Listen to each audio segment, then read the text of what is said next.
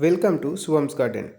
অনেকেই এই সময় ছোট গোলাপ চারা প্রতিস্থাপন করছো, কিন্তু প্রতিস্থাপনের পর যখন খাবার দেওয়া শুরু হচ্ছে, ঠিক তখনই গাছের গোড়ার থেকে কিছু ডাল বেরিয়ে আসছে।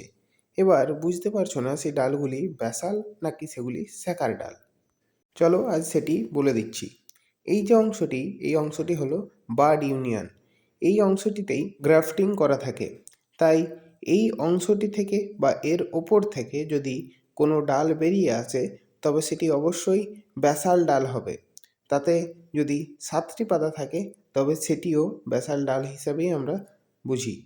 কিন্তু এই অংশটির নিচ থেকে যদি ডাল বেরিয়ে আসে, তবে কিন্তু সেটি অবশ্যই স্যাকার ডাল হবে এবং তাতে প্রচুর পরিমাণে কাঁটা থাকে।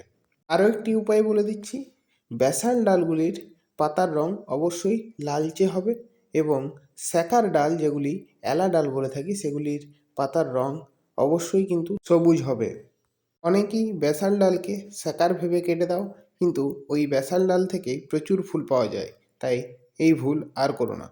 নতুন গোলাপ গাছ প্রতিস্থাপনের ভিডিও নিচে দিয়ে দিচ্ছি, দেখে নাও। ভিডিওটি ভালো লাগলে একটি লাইক করে প্লিজ চ্যানেলটি সাবস্ক্রাইব করে দিও। ধন্যবাদ।